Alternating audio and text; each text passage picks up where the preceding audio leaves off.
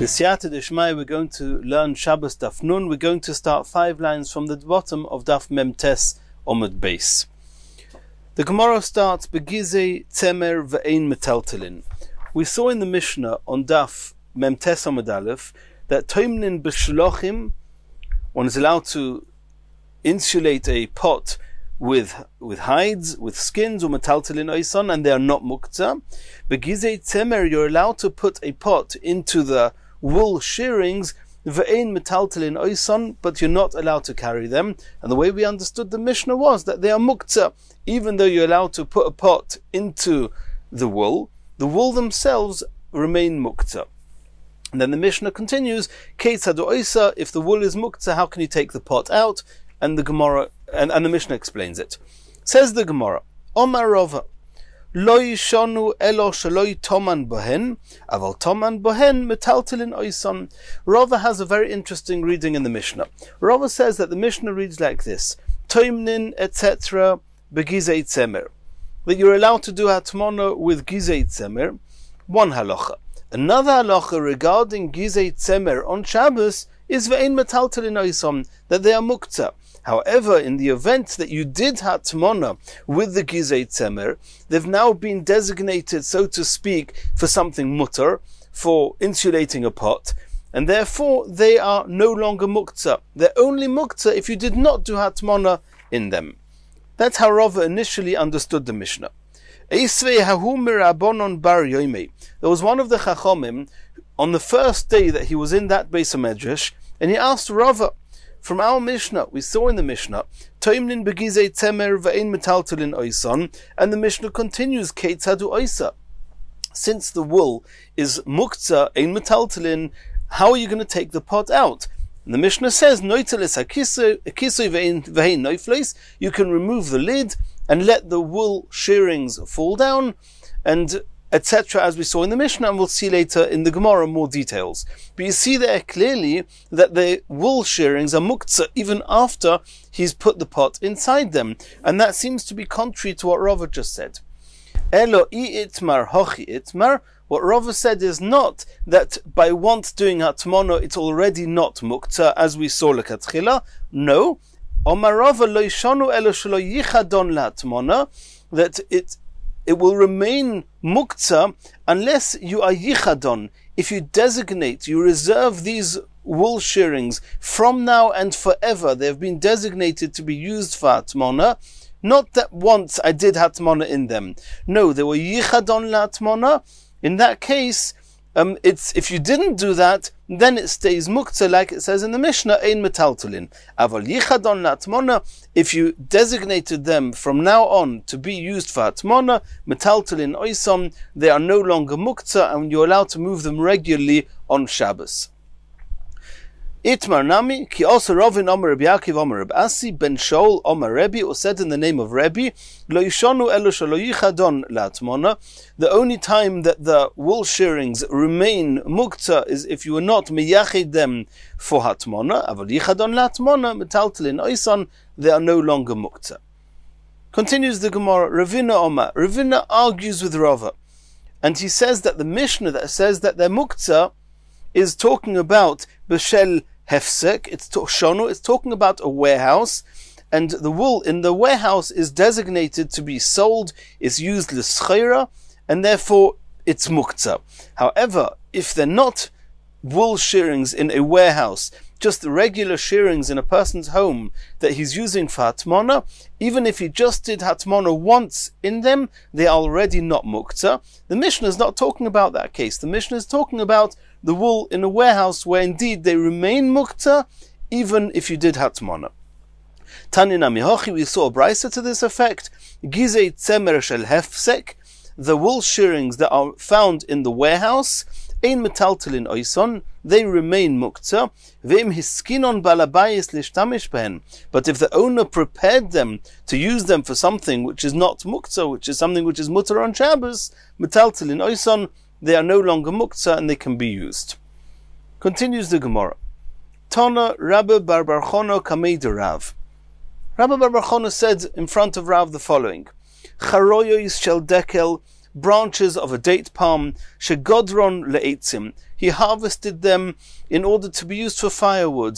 V'nimlach, and he changed his mind, alein, liyeshiva, and he changed his mind on them, and from now he intended using these branches as a bench to sit on. Tzorich lekasher. The Tanna Kama here say, it's not enough that you changed your mind, you have to do something to prove that that's indeed what they're being designated for, and therefore if you start tying these branches together in a form that shows that they are now used for sitting on, that's enough and they are no longer muktzah. Reb Shimon ben Gamliel argues with those Tanna Kama and says, Ein tzorich lekasher. It's not necessary to do a maisa and to start and to tie them. Rather, it's enough if you just intended, you just had machshava that from now on, I'm not going to use these branches for firewood, I'm going to use them for sitting on. His intentions are enough. Hu Tonila, Rabbi Bar Bar Chana, he brought this brisa, he said this brisa in front of Rav, V'hu Amar Lo, and he added on, after mentioning this brisa, he says, Halacha Reb Shimon ben Gamliel, the halacha is like Reb Shimon ben Gamliel, that it's not necessary to be miyachid by doing a maisa, an action, it's enough to have intentions. Itmar, Rav Omar Kosher, Rav holds that you have to actually tie the branches in order for them to become not muktzah. Shmuel Omar Choshev, Shmuel says it's enough that you intended to designate them for sitting on. Rav Asi Omar, a third opinion, Rav Ashi says, Yoshav, if you just sat on them once, Afal pi shaloi kisher, even though he didn't start tying them together, V'afal pi shaloi chishev, even though he did not even intend to use this as a bench, as a chair, something to sit on Shabbos. He just sat on these branches before Shabbos. Without any further thought or action, it's already enough and they are no longer muktzah. Says the Gemara, Bishlei Rav, the opinion of Rav, we know which Tana he's following. Hu Amar Tanna Kama. He says, like the Tanna Kama we saw in the Brisa before, that tzorich lekasher, you have to tie them. It has to be an act, an action in order to prove that it's no longer muktzah. Ushmuel Nami Hu Amar Reb Shimon ben Gamliel. We understand that Shmuel is following the opinion of Reb Shimon ben Gamliel. It's enough just to think about it, to designate it in one's mind. Elor Rav Asi, the Omar Kaman, Rav Asi says that if you just used it once for something that would be mutter on Shabbos, you used it in that way before Shabbos, it's already not muktzah. Who does he follow? Not the Tanna Kama and not Reb Shimon ben Gamliel. Says the Gemara, Hu de Omar ki hai Tana. There's a third Tana in a Brisa which we're about to see, and he followed that Tana, the Tana we learnt in a Brisa. Yoitzin b'pakoirin, a person is allowed to go out of his house on Shabbos when he's wrapped around a wound he has on his somewhere on his body. If he wrapped the wound with pakoirin, which is combed flax, or betzipa, or combed wool, on one condition, bisman shetzov on bashemen, if he dipped in the pakoirin or the tzipa, if he dipped it into oil, v'korchon b'mashicha, and or it's a discussion in the Mefarshim, and he tied it onto his foot with a string, in that case he's allowed to go out with it, and it's not called he's carrying, it's called a beged. It's no different to any other garment, and the reason is because the reason that he's putting these pekoirin or tzipa over his wound is in order that his garments should not rub against the wound and cause him pain. And since he's appropriately using the pekoirin and the tzipa to protect his wound from his clothes, and therefore he's allowed to go out with them on Shabbos, it's not called carrying. However, loy tzavon bashemen, if he did not dip them into the oils, v'loy korchon b'meshicha, and did not tie them on with a string, ein yotzin behen, since they do not sufficiently protect his wound from being aggravated by his clothes, because these pekoirin and tzipa themselves are going to aggravate the wound, since they have not been dipped into the oil and they're not tied with a string, and therefore you're not allowed to go out with them on Shabbos. It's not called a beged, it's called a masui. It's called that you're carrying something. It happens to be that it's covering a wound, but you're carrying it. You're not allowed to carry it in the Rishus HaRabim on Shabbos. If on any time before Shabbos he went out into Rishus HaRabim with this pekoirin or tzipor that's not been dipped into oil and is not tied with a string, if he went out with it once before Shabbos, afal pi shelo tzava, even though he did not dip it into oil, v'lo karchon b'mashicha, and he did not tie it with a string, mutter lotzeis behen, the very fact that he did with it before Shabbos, something that he wants to do again on Shabbos, it's called that he's dedicated it for that thing, and he's allowed to continue doing it on Shabbos. And the Gemara compares this to the case of muktzah, where yichadon, according to Rav Asi, it's enough if he used it for something that's not muktzah before Shabbos. And he says that he's following this Tana that says that as long as he did it once, he went out once before Shabbos with these pekoirin or tzipah around his wound, it's enough to allow him to go out with it on Shabbos, even though he did not do the actions needed to make it to receive the status of a beged. It obviously remains to be understood, how can we compare the two halachas? There's one thing yichadon for muktzah, and there's another thing, is it called a beged or a masoi for hoitzah on Shabbos? And Tosfos addresses that, and Tosfos says that even though the halacha that we just saw in the Brisa seems to be addressing carrying on Shabbos, it's obviously also addressing muktzah. These pekoirin and the tzipah, if they've not been prepared for something that we're going to call a beged, then besides for the fact that it's also to carry it in Rishus HaRabim, even in Rishus HaYochid, you're not allowed to touch it because it's not called a beged. It's muktzah. And since it says here that if you just used it once during the day, then you're allowed to go out with it on Shabbos, it's not only a halacha in hoitzah, it's telling us that we see it's no longer muktzah. Why is it no longer muktzah? Because he used it once on Erev Shabbos. And that's the proof to Rav Asi that just using it once on Erev Shabbos for something which would be mutar on Shabbos, even if it was no yichadon b'machshava and no yichadon b'maisa, nonetheless it's mutar, and that's the proof. Continues the Gemara. Omar Rav Ashi, Af anan nami tanina, we also learnt in our Mishnah, hakash she'al gabe amita. And this is a Mishnah later on in Daf Kuf Mem Aleph, that if somebody had straw strewn out on his bed, and straw would typically be muktzah, unless you dedicate it for animal food, or you dedicate it to be used as a mattress to sleep on, but if it's just straw as it is on its own, is muktzah on Shabbos. Rashi says the reason it's muktzah is because straw is typically used either to make bricks or to burn, and therefore they're muktzah. If you want to sleep on them on Shabbos, or if you want to move them away, if it's just a pile heaped up on a bed, it's very uncomfortable, you can't lie on them, then you want to move them, you're not allowed to move them with your hand. He can wriggle around in them with some other part of his body in order to straighten out, to smoothen out his bed, because that way he's not touching the muktzah in a regular way. If before Shabbos it started being used as animal fodder, or if he used it as a bed, if you lay on it with a pillow and a cover, a mattress, whatever it is, a kar and a sadin, a pillow and a sheet, on the straw from before Shabbos, just by virtue of the fact that he lay on it once, it's already menanea biyodoi, he's allowed to move it with his hands, it's no longer muktzah. Shma Mino, this is another proof to Rav Asi that even though he didn't intend in his mind to designate this straw from now on to be used as a mattress, nor did he do a maisa, he just used it once before Shabbos as a bed, therefore it's already no longer muktzah. Continues the Gemara. We saw in a Brisa before that Rabbi Bar Chona said in front of Rav, the halacha of the charoyos shel dekel, the branches of the date palm, shegodron le'etzim, he initially harvested them to be used as firewood, v'nimlach alem le'yeshiva, and he changed his mind and he wants to use them now to sit on. Then the Tanna Kama say tzarich lekasher, he has to do a maisa, he has to do an action to prove that he's actually using it from now on to sit on.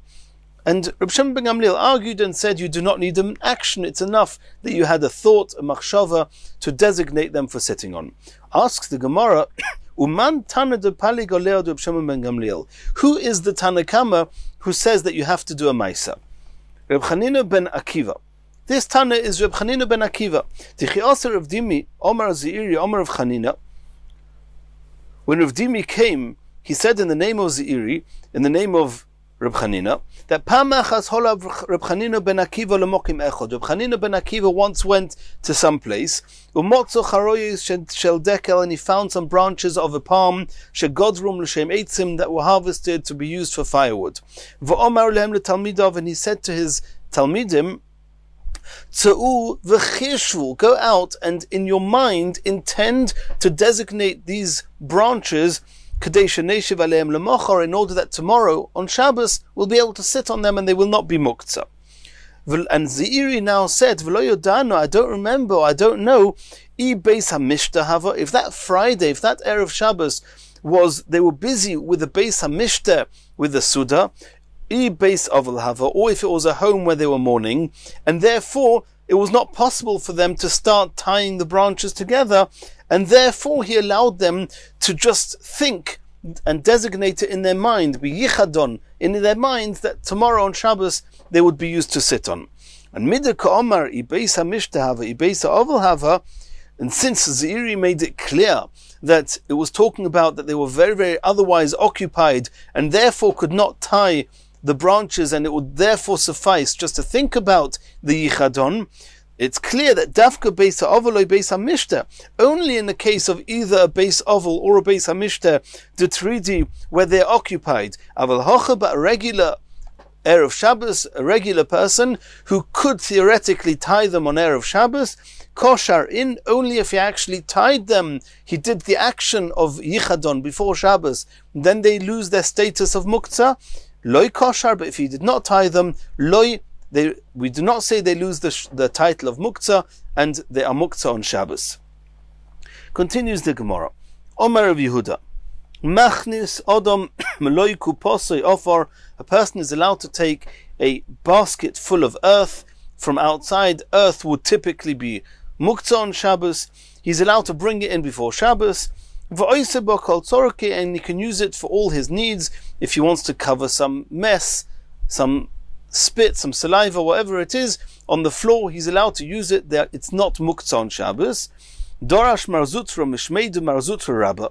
Marzutra said in the name of Marzutra Rabba, V'hu sheyiched loy keren zovis. That's on condition that he didn't just pour the earth before Shabbos into the middle of the room, because then it's just become part of the floor that people will trample on, and it's obviously going to be muktzah. Like any earth on the floor is muktzah.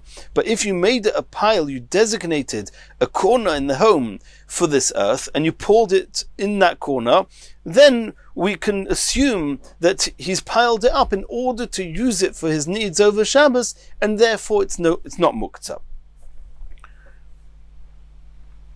Omer Rabbanon Kameder of Papa. So the Chachamim said to Rav Papa, Kaman, this halacha of Rav Yehuda that says that you can bring in the earth and then use it on Shabbos, it's not muktzah. Who's he holding like? Kribel Shem ben Gamliel. He must be following Reb Shem ben Gamliel, that just thinking about it and assuming that and deciding that you want to use it on Shabbos for something that's not muktzah, that it already remains not muktzah on Shabbos. The Ikar Abonon, because according to the Tanakama, but in on Maisa, you need to do an action, and just putting it in the corner is not an action. It's dedicating a place for it, but it's not as if you've done something with it. It's not the beginning of using it in a way that's mutar on Shabbos. That's how the Tosfos Rosh explains this. And since it's not yichadon b'maisa, it must be following Reb Shem ben Gamliel, not the Chachomim. Amalur of Papa responded to this Rabbanon, Afilatema Rabbanon. It could be that even the Rabbanon in the Brisa of the branches of the palm would agree here. Why? Ad kanoikum Rabbanon debe'inon Maisa. When do the Chachomim in the Brisa say that you need to do a Maisa in order for it to lose the title of Muktzah? Ela b'midi debar avida be Maisa, only on something that you're able to do a Maisa with. But something, avol midi de lav bar mevid be Maisa, but something like earth, that you can't, there's no way of starting to use it before Shabbos. There's no way of doing a yichad b'maisa. Loi, the Chachomim will agree that you do not need a maisa. It's enough that you put it aside and you intend to use it for something mutar on Shabbos, and it's no longer muktzah on Shabbos. Continues the Gemara. Neimer ketanoi. This concept that we just brought now, that something that you cannot do a maisa with, you do not need a maisa to be yichadon, and you can be yichadon b'machshava, even according to those who say that you do need a maisa when you can do a maisa, that seems to be a machlokes tanoim. Because we learned bakoil chofin es hakelim. You're allowed to rub vessels, utensils with any substance you want on Shabbos. Chutz miklei kesef begartkoin. You're not allowed to rub very soft silver kalim with a substance called gartkoin, because rubbing it with this substance would scrape it smooth, and smoothing on Shabbos is asa. It's a malacha of mamachik. Ho neser v'choil, but using either neser, a type of chemical, or sand, mutter. You're allowed to rub kalim, even silver kalim, with neser and sand on Shabbos, because they do not scrape the silver vessel, the silver kli, and they do not smooth it out. Ask the Gemara Vatani, we learned in another brisa, neser v'choil osur. You're not allowed to use neser v'choil on Shabbos. My love, says the Gemara, we assume, the two brises, this is what they're arguing about. The Marosovar, the brisa that says that neser v'choil osur, but in on Maisa, they say the reason you're not allowed to use neser v'choil is not because of mamachik, it's because of muktzah. And since the neser and choil is muktzah, and there's no maisa, there is no maisa you can do with neser and choil before Shabbos, and you didn't do a maisa, it remains muktzah. Or Marasova, in the first brisa that says it's mutter, says lo bo'inon maisa.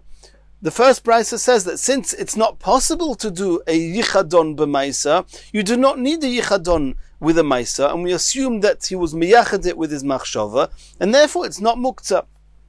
So the argument between the two brisas is in this very issue, where if you have something that you cannot be miyachad with a maisa, and you just have machshava, is that enough, or do you need a maisa? It seems to be a machlokes between the two brisas. Says the Gemara loy. It could be everybody agrees, like we said before, that if you cannot do a maisa, you do not need a maisa, it's enough to be yichadon with machshava. If so, the two brisas here that are arguing whether you can use neser v'choil on Shabbos or not, it's clearly not an issue of muktzah. So what's the issue? Says the Gemara v'loy kashya, harab Yehuda v'harab Shimon. We're talking that they're arguing in Hilchas Mamachik. Harab Yehuda da Omar Dova she'ein miskavin osur, Harab Shimon da Omar Dova she'ein miskavin mutter. Even regarding neser and choil, theoretically it could cause the silver kalim to get rubbed down and get smoothed, but it doesn't have to. And even if it does, he doesn't want it to. He doesn't intend to smooth the kli. He just wants to rub the kli clean.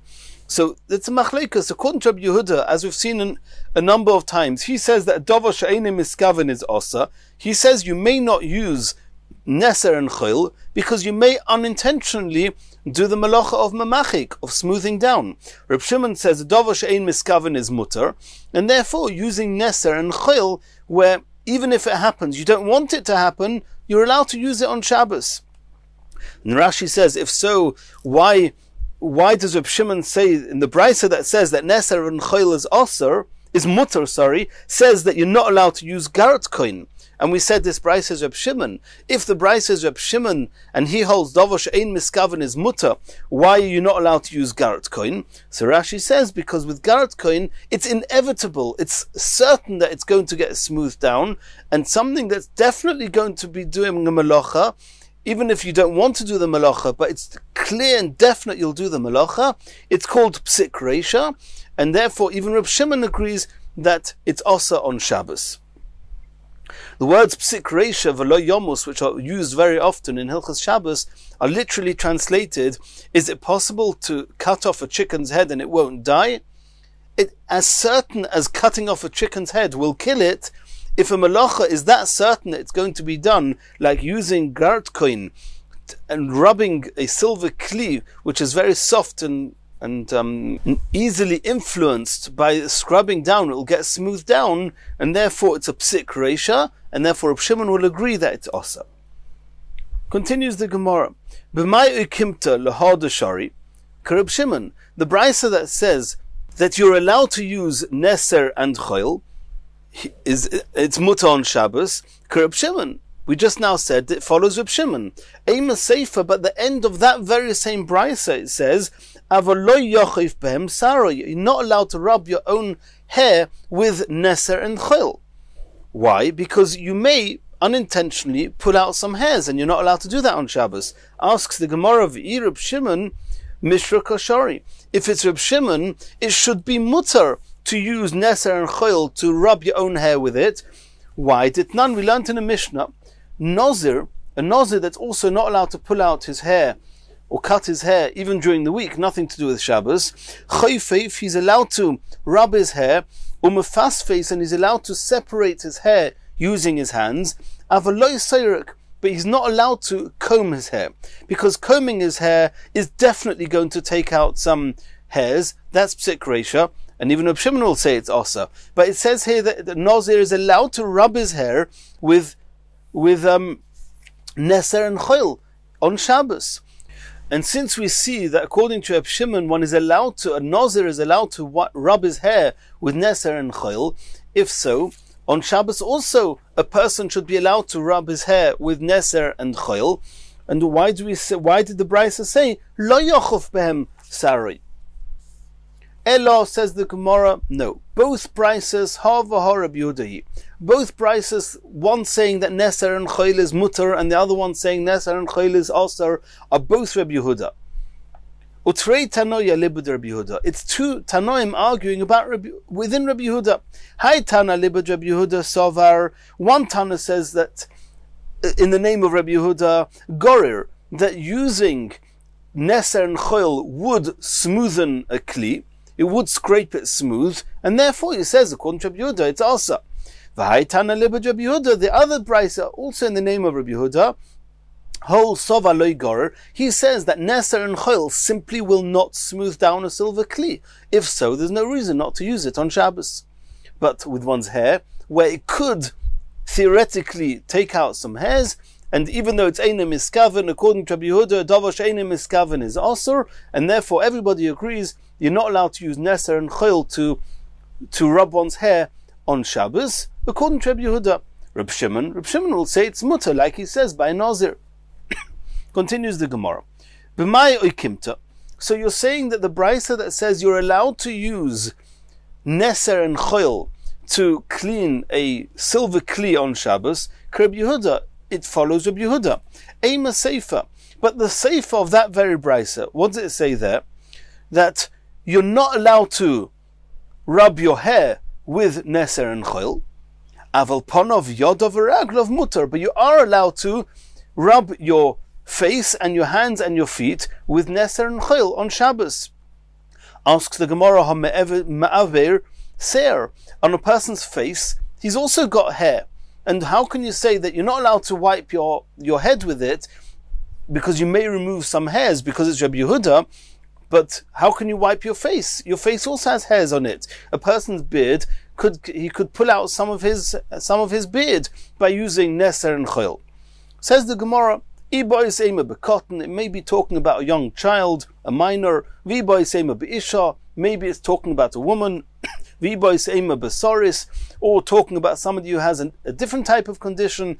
Either way, these individuals all do not have beards, do not have facial hair. Since they do not have any facial hair, there's no issue with using neser and choil to clean oneself on Shabbos. Continues the Gemara. Omar Rav Yehuda. Offer levainasa, powdered brick. Shari, you're allowed to use that to clean, to wipe your face, even if he has a beard. And we're not afraid that this powdered brick is going to take out any hairs. Omer of Yosef, kuspa, pulp, the yasmin of sesame. Shari, also one is allowed to wipe oneself with this pulp, and we're not afraid it will pull out any hairs. Omer Rava, offer pilpuli, the ground pilpulin, you're also allowed to use. Shari, it's mutter to wipe oneself with it, and we're not afraid that it will pull out any hairs. Omer of Sheshes, barda shari. Rav Sheshes says that one is allowed to use barda in order to clean one's face with it. Ask the Gemara, my barda. This barda that Rav Sheshes said is mutter, what is it? What does it constitute? What's it made of? Omer Rav Yosef says, tilsa, a third of it is ohola, a type of root of some grass called ohal. V'tilsa asa, and a third of it is some type of hadassim. V'tilsa sigli, and a third of it is a type of plant called sigli. And as long as you've got a third, if you're allowed to use it. If you have more than a third of ohala, then already it becomes much more coarse and it's able to pull out some hair, and you're not allowed to use it. Omer of Nechemya bar Yosef, kol heicha deleka ruba ohala. Nechemya bar Yosef argues and says that even if you have more than a third of ohala, providing you do not have more than 50% of the ingredients of this barda is ohala, shapir domi, we're not afraid it will pull out any hairs, and it's mutter to use it to wipe one's face with it, even if a person has a beard, on Shabbos. Continues the Gemara. Bo minei Rav Sheshes. They asked Rav Sheshes the following question: Mau liftzoya zeisim b'Shabbos. Are you allowed to take olives and bruise them on Shabbos? You bang them against the wall, and they get bruised on Shabbos. Omar Lahu, Rav Sheshes answered them, V'chi b'choil mihitiru. Are you allowed to bruise and damage these olives during the week? Kasova mishum hefsed oichlim. Rav Sheshes obviously understood that the discussion here is whether one is allowed to destroy and be mafsid the food, the olives, and therefore he said not only on Shabbos is it also, it's also during the week as well. Leima pliga de Shmuel. Is Rav Sheshes arguing with Shmuel, the Omar Shmuel, because Shmuel held you're allowed to use a loaf of bread, a piece of bread, for any of your needs, whatever you want to do with it. And if you can do whatever you want with it, then it would seem you're even allowed to do something with it that might be mafsid the pas. Because if you can use it for your needs, the bread is going to get ma'os, it's going to get destroyed. Omri, they said no. Pas lo me'isi. Bread does not get ma'os, does not get destroyed, does not get ruined, even if you use it for your own needs. Honey, but these olives, if you bruise them, me'isi, they do get destroyed, and therefore you're not allowed to be mafsid oichlim, not only on Shabbos, but even during the week. Continues the Gemara. Ameimer umar zutra v'Rav Ashi have a yosva. These three chachomim, Ameimer, Mar Zutra, and Rav Ashi, were sitting together on Shabbos. Aisel lekamayu barda. And somebody brought some barda in front of them. Ameimer Rav Ashi moshu. Ameimer and Rav Ashi washed themselves with this barda. Mar Zutra loy mosha. Mar Zutra refused to wash himself with this barda. Omrulei. Ameimer Rav Ashi said to Mar Zutra, Loy sovar lo mar lahod Omer of Sheshes barda shori. Do you not agree with what Rav Sheshes said that you're allowed to wash yourself with barda on Shabbos? Omer lehu Rav Mordcha. Rav Mordcha answered to them, Bar minei de mar. It's nothing to do with Rav Sheshes. The reason that Mar Zutra did not want to wash himself with barda is not an issue to do with Rav Sheshes. Even without Rav Sheshes, even with Rav Sheshes, that wasn't the topic. Mar Zutra wouldn't even have used barda to wash himself even during the week, where there's no issue of pulling hairs out. Sovar lokihad detanya. Mar Zutra holds like the following brisa. We learnt that megarer odom, a person is allowed to scrape away gildi tzoya, the crust of some excrement, the gilde maka, or the crust of some wound, she'al basori, which is on his body, on his flesh, bishvil tzaroi, if he's because of discomfort, if he's uncomfortable with this crispy either tzoya or maka on his flesh, he's allowed to rub it down. In bishvil yapos, if he's doing it just in order to beautify himself, also you're not allowed to wipe yourself clean even during the week. Why? So Rashi says because it's typical for women to be very particular that they're all clean all the time, and for a man to do that, he's transgressing lo yilbash gever simlas isha ve'inhu. But what did Rav Ashi and Ameimer, who did wipe themselves on Shabbos with this barda, what did they hold? They hold Kaman Svurua. Who did they hold like? Kihad Tanya, like the following brisa: Roichet Odom Ponov Yodov Raglov Bechol Yoim Bishil Koinoi. A person is allowed to wipe his face, his hands, and his feet every day. He should be all beautiful for Hashem's sake, because of Hashem. Mishum shenemar kol po'al Hashem lemaneu. Everything can be used to serve Hashem, and it's appropriate to be particularly clean for Hashem. And Rashi explains there's two issues. Number one, a person is made b'tzelem Elokim, and therefore a person should make sure that he's all the time clean, to be a clean tzelem Elokim, and also that when people see other very beautiful people, they can make a bracha, Baruch shekocha loy ba'ilamai, and it's a bracha to Hashem, and therefore this brisa holds that a person is allowed to make sure that all the time he's clean, and that's why Ameimer and Rav Ashi, they had no issue with wiping themselves with this barda on Shabbos. Continues the Gemara. Rabbi Loza ben Azariah Oimer Kupa Mota al Tzida v'Noitel Shemo Yitel. We saw in the Mishnah that if a person was matmin, he put his pot into a box that was full of wool shearings, then you're only allowed to take the pot out if you tilt the box in a way that when you take out the pot, the cavity where the pot was is not going to get filled in. And we saw in the Mishnah that the Chachomim argued, and the Chachomim said that you can be noitel or machzir, that you can take the pot out and in of this cavity. Says the Gemara, Omer bi'abba, Omer b'chia bar Ashi Omarav. Hakel moidim, everybody agrees, she'im niskalkelo haguma, if this cavity where the pot was in initially got destroyed, if the wool fell into the hole, and now there's no longer a cavity for the pot, she'osa lehachzir, you're not allowed to put the pot back, because the only way to put the pot back would be by moving the wool shearings. The wool shearings are muktzah on Shabbos, and therefore you cannot put the pot back. Tanan, v'chachomim oimrim noitelo machzir. We saw in the Mishnah, as we just said, that according to the Chachomim, you can take the pot out, you can put it back, as if arguing with the Belazar ben Azariah. Asks the Gemara, Heichi Domi, in what case is it talking about? In the event that the guma, that the cavity did not get destroyed, Shaper Kamri Rabbanon, then the Rabbanon are right, of course you can put a pot in and out. Why are Rebbe Elazar ben Azariah arguing with that? It seems that Rebbe Elazar ben Azariah says you're not allowed to put a pot in and out, even if the cavity seems to remain in place. Elolav afal pitin iskalkula guma. It must be that according to the Chachomim, even if the guma, if the cavity got destroyed, they say you can take it out and put it back in. And it seems to be not like we said before, that if the cavity got destroyed, everybody agrees that you're not allowed to put the pot back. Says the Gemara, Loi. No, if the Chachomim say that you can put the pot back, it must be that the cavity did not get destroyed. The question is, if the cavity did not get destroyed, and that's what the Mishnah is talking about, why is Rebbe Elazar ben Azariah saying you're not allowed to take the pot in and out unless you tilt it in a certain position? The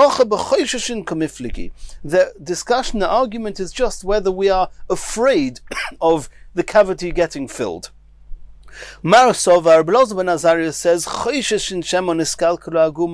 we're afraid that when taking out the pot, the cavity is going to get filled in, and then you won't be able to put the pot back, and there'll be an issue with muktzah. And therefore they said, we do not allow you to take the pot out unless you tilt the whole box in a position where we can assume that the cavity will remain intact.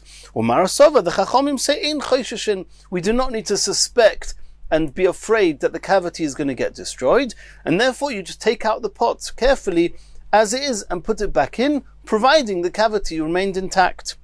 Continues the Gemara. Omar Rav Huna. Rav Huna said the following halacha. Hi slikusta. Slikusta is a very beautiful and fragrant type of plant. Dotsa, if you want to insert it into the ground, before Shabbos, you inserted it into the ground, shalfa, and you withdrew it. V'hodar dotza, and then you again inserted it into the ground. Sharia, you're allowed to take it in and out on Shabbos, because since you've already taken it in and out a couple of times, the hole is big enough that you'll be able to remove it without necessarily removing any of the earth, which is muktzah on Shabbos. V'ilav osir, but if you have not done this before Shabbos, taken it in, out and in, then we're afraid that if you do this on Shabbos, you're going to move the soil and it's muktzah. And Rashi says we're not actually talking about putting this plant, preserving it in the ground. We're talking about a person who takes a cud, a jug, a barrel, or some type of vessel, and he puts earth in it, and he wants to protect this plant by putting it into this earth on Shabbos. He's only allowed to do it if the earth is sufficiently loose before Shabbos. Continues the Gemara. Omar Shmuel, a similar halacha to Rav Huna, says Shmuel. Hai sakina. If you have a knife and you want to protect it by putting it, by stabbing it, putting it into a wall between two rows of bricks, and there's also some sand and cement type of substance between the two bricks, and they are also muktzah. And if you're going to take this knife in and out on Shabbos, you'll inevitably be moving the muktzah earth between the wall, between the lines of stones. So Shmuel says that's hai sakina de beina urva, a knife that you want to put between a row of bricks. Dotzo, you insert it before Shabbos. Shalfa, you remove it. V'hodar dotzo, and you put it in again. If you do that before Shabbos, shari, it's mutter to take it in and out on Shabbos, and we're not afraid you're going to move any of the earth. The hole is sufficiently big and everything is loose enough that you can take it in and out on Shabbos. V'ilav, but if you did not put it in, out and in before Shabbos, also then it's also. Mazutra v'itemer v'ashi omar begurdiso dekoni. If you want to put a knife in between a closely clustered bunch of reeds, and you want to put the knife in order to protect it, shaper domi, you're allowed to do that. We're not afraid that by putting the knife in, you're going to rub away and smooth some of these reeds, which would be again memachik, which is also on Shabbos. We're not afraid of that, and you're allowed to put a knife into a cluster of reeds on Shabbos. Omar le Rav Mordcha le Rabba. Rav Mordcha said to Rabba, and he's now going to comment on the halacha of Rav Huna and Shmuel, who said that if you put either the grass or the knife in, out and in to the earth or the sand before Shabbos, it's mutter to do it on Shabbos. Masiv Rav Katina Tiyufta, it seems to be there's a contradiction to this from a brisa. We learnt in the brisa, Hatoimein lefes utznoinois, if somebody wants to hide either a turnip or radishes in the ground before Shabbos, or we'll soon see which halachas this applies to. He wants to submerge a turnip or radish tachas hagefen, in the ground under or in a grapevine. Then im hoyo miktas alov megulim, providing that some of the leaves of either the turnip or the radishes are protruding on top of the ground, then if that's the case, and we'll soon see that you only need these leaves for Shabbos in order to be able to pull out the radish or the turnip on Shabbos, but for the other halachas we're about to mention, we don't even need that. It could be totally submerged. We're not choishish for any of the following halachas. Lo mishum kilaim, we know that you're not allowed to plant any vegetable in a grapevine, and just putting it into the ground and before Shabbos, when you're not intending to plant it there, you're intending just to preserve it there temporarily, there's no issa of kilaim. V'lei mishum shvius, it's not an issue with planting, which is asa and shmita. V'lei mishum maisa, and nor is there an issue of maisa if it grows a little bit, and in some cases, if you plant something even after you've taken maisa and then it continues growing again, you have to take maisa of the additional part that it grew. In this case, there's no issue of maisa, since you didn't intend to plant it there, you just put it there temporarily. V'nitlin b'Shabbos, and you're allowed to grasp hold of the leaves sticking up, and you're allowed to pull it out on Shabbos. If there's no leaves there, you're not allowed to dig your way around it because it's muktzah. The earth is muktzah, but if there are leaves sticking out, you're allowed to pull out the radishes or the turnips on Shabbos. And it's clear in this case that when you hold the leaves and you pull it up, that you're going to cause some of the earth around it to get moved to the side. And we're not worried about that. It's not called touching muktzah directly. If indirectly some of the muktzah falls apart, we're okay with that. And this seems to contradict the halacha of Rav Huna and Shmuel that say that this slikusta, or the sakina, the knife, you're only allowed to put it in and out of the earth or the wall if you know that you're not going to be moving any of the earth or any of the sand. Why is it different to what we just learned now with the lefes and the tznainos?